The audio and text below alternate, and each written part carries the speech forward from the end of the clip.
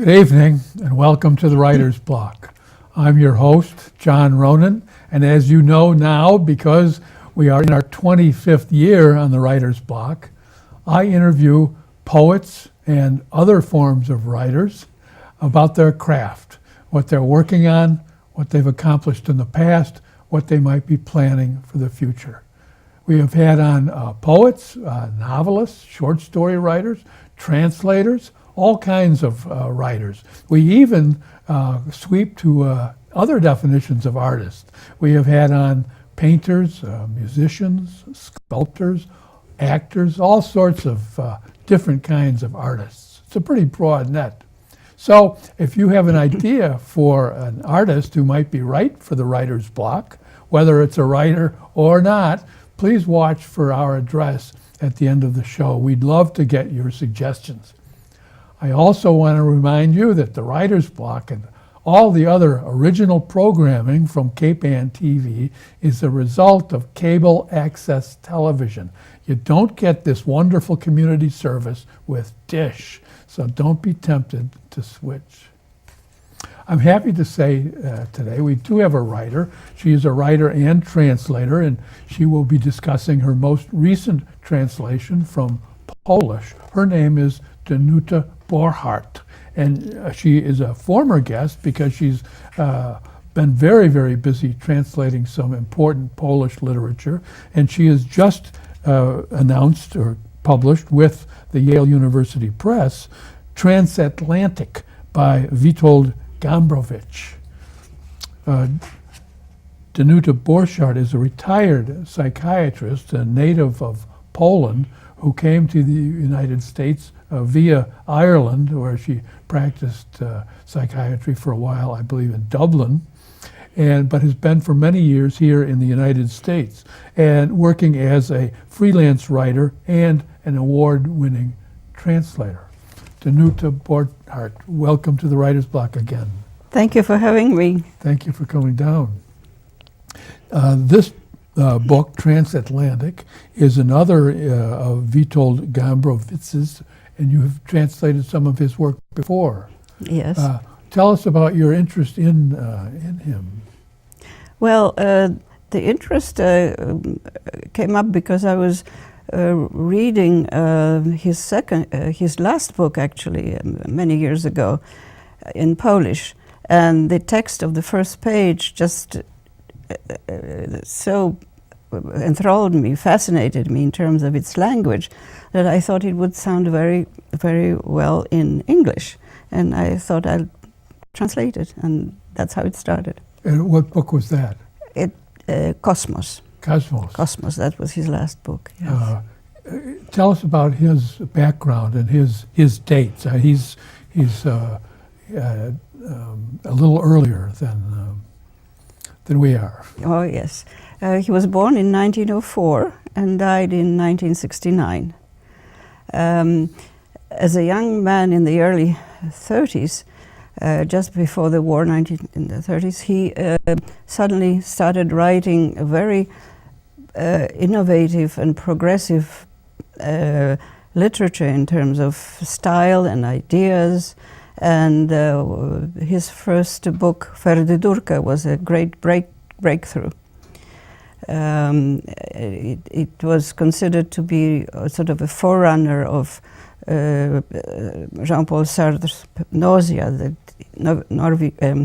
Gombrowicz came with his thinking before the existential movement began in Europe.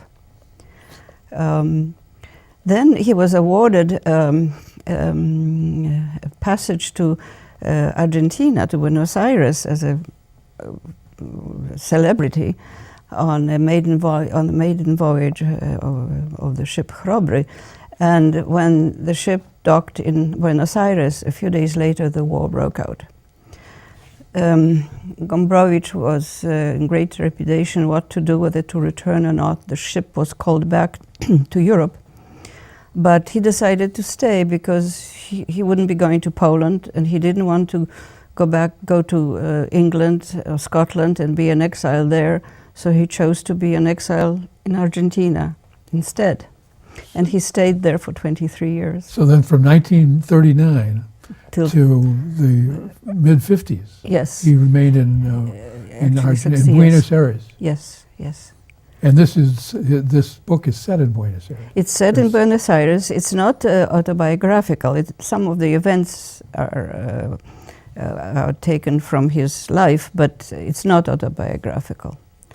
And it's his second book that conveys a lot of the ideas that he had, and it's an embodiment of his the recurrent system of his ideas, which was to go against the established mores, national and nationalistic, or social and sexual, and so on. So it's all in here in the form of a fireside chat, gavenda.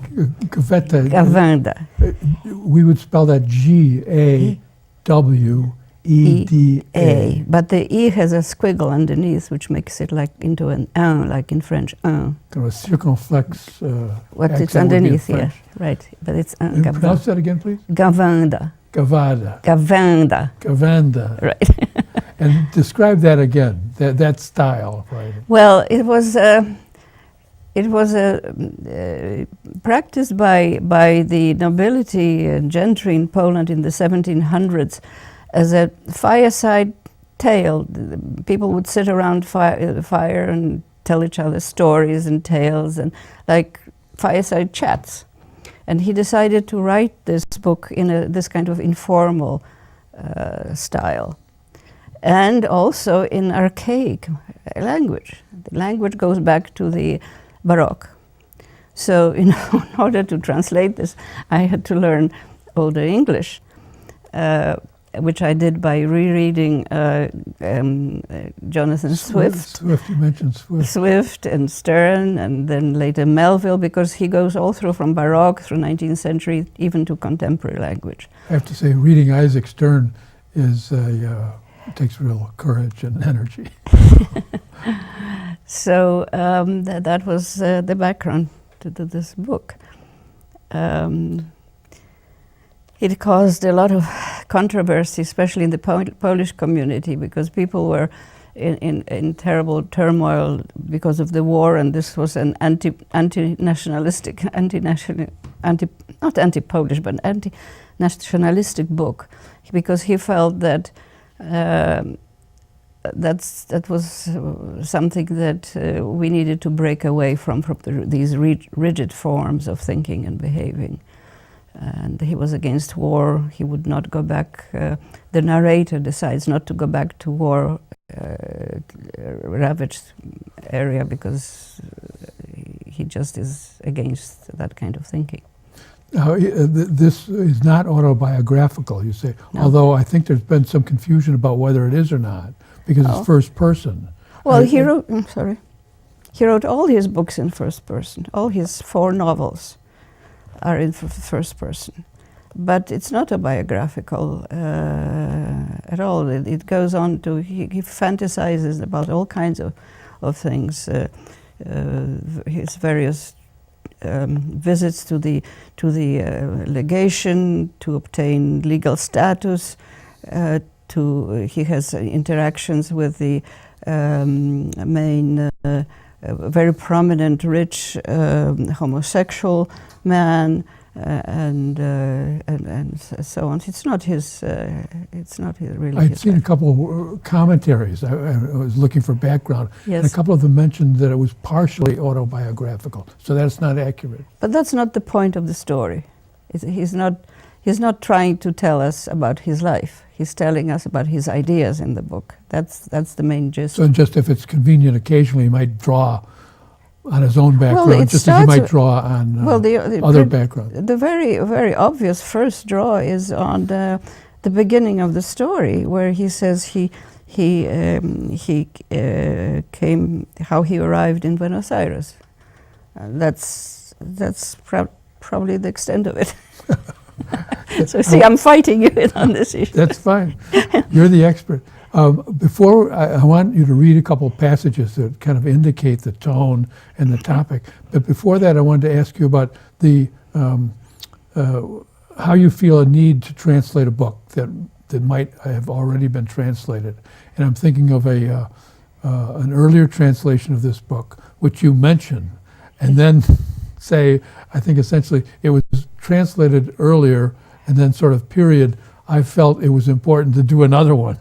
So I take it you were not overly pleased with the earlier translation. I was wondering why. What was the problem? Yes, and generally reviews were very mixed, because there were two women who translated this book. It took them about 15, 16 years to do it. I didn't have that much time ahead of me, so I had to move faster. But they also went into the Baroque language, but I felt they went into it too obsessively, too rigidly, and they put in many words, archaic words that don't have to be there, just to get the feeling of the old language. But one sort of stumbles over the text; it doesn't flow easily. So I was curious how to translate it, and I wrote to a Gombrowicz specialist in Krakow. He sort of advised me what kind of language times I should go through translating this. So it's not rigidly Baroque. They were a little more rigid than I. And also this was the previous translation. It was very good in terms of being accurate, because they translated it directly from Polish. But it was 15 years have elapsed since that time. So I thought, well, I'll try Yale. How long did this take you? About Your translation? 3 years. 2? 3. 3. Yeah. So at Yale, the Yale University Press published the first translation, and then they agreed to this one, because they have the rights to it. Of the to the book, to the translation. Can you read a section Well, I can. the book that might give us a sense of its subject and tone? Yeah. Okay. Well, I'll start with the beginning, perhaps. Will be What best. page were you on? That's page 1.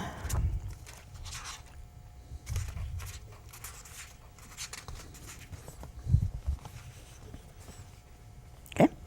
I feel the need to convey to my family, to my kin and friends, this the beginning of my adventures, now 10 years long, in the Argentinian capital. I am not inviting anyone to eat these old noodles of mine, the turnips that may be even raw, because they're in a common pewter bowl, lean, paltry, even embarrassing withal, cooked in the oil of my sins, of my embarrassments. These my heavy grits, dark, together with this black gruel of mine. Oh, you better not put them into your mouth unless 'tis my eternal damnation and the degradation on my life's unending road and up this arduous and wearisome mountain of mine. On the 21st of August, 1939, on the ship Chrobry, I was touching land in Buenos Aires. Being underway from Gdynia to Buenos Aires had been exceedingly delightful. I was even loath to disembark. For 20 days one had been between sky and water, remembering nothing, in air bathed, in waves melting and blown through by the wind. Czeslaw Straszewicz, my companion, with me shared my cabin, because both of us, as literati, God help us, hardly fledged, had been invited aboard this new ship on her maiden voyage. Also 2 young ladies, pretty, shapely, eager, with whom I prattled and pranced in my free moments, spinning their cute little heads this way and that, and so, I repeat, between sky and water, and on calmly. Then, as I mentioned, the ship is ordered back to Europe, and he was wondering what to do next. So he goes to a friend of his whom he had known in Poland for advice. Now, would you like me to read I would. it a little? Okay. The Polish community is fairly large in Buenos Aires. It's large, and there was so he's reacting as much to the Argentinian culture as to the Poles in Argentina. Absolutely. And they're kind of crossbred culture. Yes, and he makes he does a lot of spoofs. He talks spoofs on the community in there, the Polish community. But I think that this criticism and spoofs are applicable to any community, not just Polish. I think that the book is rather universal. It's not. Some people consider it very Polish, but I think he speaks to universal issues in it. So here he goes to. And what page are you on now? Page 6. All I had was $96, just enough to provide no more than 2 months of the most modest living. I thus needed to set my head forthwith upon what to do and how. I decided first to direct myself to Mr. Cieciszewski, whom I had known many years in Poland, and we did some duck hunting. And then he went to him, and he was, so Cieciszewski had lived here for a few years, could render me help and advice. I forthwith went to him with my bundles, and luckily it happened that I found him at home. He was perchance the strangest man I have ever in my life encountered. He was lean, of slight build, and due to green sickness, which he had in childhood contracted, was exceedingly pale, and notwithstanding all his politeness and urbanity, like a hare by a meadow path pricking its ears, catching whatever was in the wind, often shouting or falling silent helter-skelter. Upon seeing me, he exclaimed, "Oh, look, who do I see?" And he hugs me, sit down, he begs me, pulls up this stool and that. How can he be of service, he keeps asking. The true onerous, blasphemous reason for my stay here I could not reveal, because as a compatriot, he could denounce me. I thus say this and that, since I'm cut off from my country with great dolor, in sorrow, that I have decided to stay here rather than sail to England or Scotland and wander in exile. With equal wariness he replies that surely in this our mother's hour of distress every son's kindly heart speeds to her like a bird. But, he says, there is no way out. I understand your dolor, indeed. Over the ocean you cannot jump. I thus approve or do not approve of your decision. And you did well to stay here, or perhaps not so well. He says this, twiddling his thumbs. Seeing then that he thus his thumbs is twiddling, methinks, why are you twiddling thus? Wait till I twiddle back to you. I too begin twiddling, at the same time saying to him, that's your opinion, sir? I'm not so foolish to have an opinion these days, or not to have an opinion.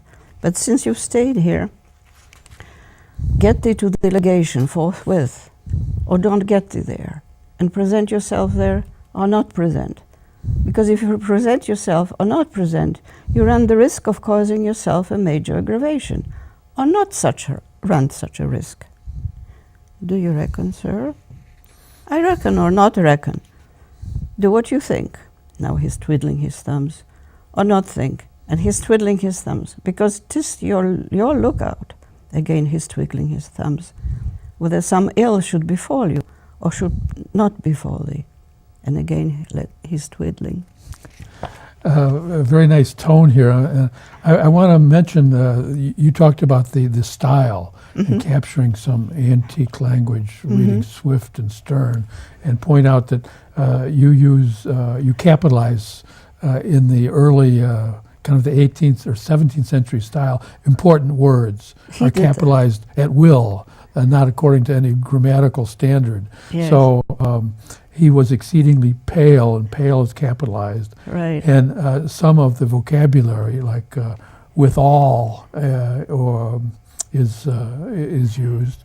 And there was a perchance, words that we recognize but are not certainly used much. And also the reversal of the standard subject-verb-object structure. So He was the strangest man I had ever in my life encountered, That's right. instead of ever encountered in my life. Right. And that does give a real antique tone to it. Is this used at all in Poland today, this style? Not really, no. No, he really laid it on in terms of putting the verbs at the end. And actually the Polish from the 1700s, 1800s is not that much different from the contemporary Polish. But he does reverse a lot more than we do. It's not usual to reverse the word order. In written Polish, is there a formal style when it comes to verbs? Is there a different set of tense endings, for instance, as the French do and the French write? They have a different vocabulary, different tenses for verbs, and it's just recognized as simply done. Is that true in Polish? Yes, yes. And that's because there's a very strict grammar in Polish. So there's a lot of variation in these words. Because of the grammar. So you know exactly what's happening. Like the typical example of a problem in English is mother threw her son out of the train, a kiss. Well, this doesn't work in English, but in Polish you can say that because the grammar will tell you that's not the son that she threw out, it's the kiss she threw out of the train. So my wife studies Polish, and she's finding out how complicated. It's very how complicated those rules can be. As far as the capital letters, Gombrowicz, that's Gombrowicz's writing. He did those capital letters, but this is a second version. He wrote a previous version a few years earlier, and in this version that I'm using, he uses fewer of these capital letters. So the capitals are not your No, they're not mine. They're translation. No, that's imitating English. No. So that was part of that style, Yes. very, very similar in that respect to Exactly. English 200 years ago. Exactly. Yes. Yes. I always like the idea you can capitalize whatever you feel like capitalizing. Great freedom. Right. I just got the 5-minute signal from our camera woman, Becky. So I want to see if there's one other brief passage you could choose to share with us, and then I want to ask you about what you're working on today. Well, I can start a brief excerpt here about the envoy, in the legation that Yes. the narrator goes to get his legal Yes. status and maybe get some employment. Please, So what page is that? it's on page 13. 30? 13, 1-3. Minister Kosiubicki Felix was one of the strangest people I had ever come across in my life. Lean, thickish, somewhat fattish, his nose also somewhat lean, thickish, his eye wishy-washy, his fingers narrow, thickish, and likewise his leg narrow and thickish or fattish, while his baldness was as if brass-colored, onto which he combed his sparse black rufous hair. He liked to flash his eyeball, and even so often he flashed it. With his behavior and good manners, he displayed unusual regard for his own worth. And with every move he made a point of rendering himself honors, and likewise and continually he kept deeply graced with his presence whomever he was addressing, so one spoke with him almost on one's knees. Without further ado, I burst into tears, fell on my knees before him and kissed his hand. My services, my blood, my possessions offering, I begged him to use me at this sacred moment, according to his sacred desire and discernment, to take my person under his command.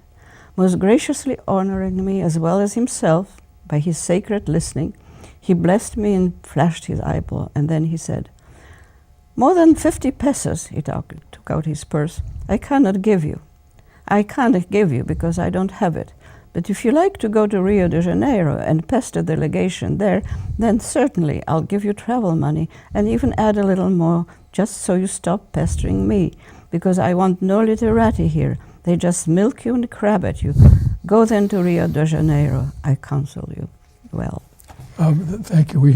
I want to ask you what you're working on now. What's your next project? I'm finishing my memoir on how I came to translate the novels of Viktor Gombrowicz. And that has also some human elements, because my former husband was a great help to me in translating these novels as the native speaker of English, because I'm not native speaker, so I needed. And now you're great friends, you say. Oh yeah, we still are friends. Yes, so he was great. So it's a mixture of discussing the translation nitty-gritty and the human turmoil and difficulty. Will that come out with Yale? I don't know yet. Oh, I don't know yet. you haven't. I'm trying. I'm looking. We are about a minute away from closing, so I'm going to have to wrap up. It went very, very quickly, and I want to thank you for being on the Writer's Block again, Danuta Borchardt. Thank you. And for sharing with us some of your knowledge in your translation of Transatlantic by Witold Gabrowicz. I'm going to hold this up. This is available anywhere you can get books. It's from a major press, Yale University Press, and one of several, 4 novels that Ms. Borchardt has translated from the Polish. Thank you very much. Well, thank you. It's always a pleasure to be with I want to thank you in television land out there as well. If you've learned something about Polish literature and how you can get some of it and read it because of Danuta Borchardt's translation, then the Writer's Block has done its job. Thanks for being with us, and I hope to see you again next week on the Writer's Block. Good night.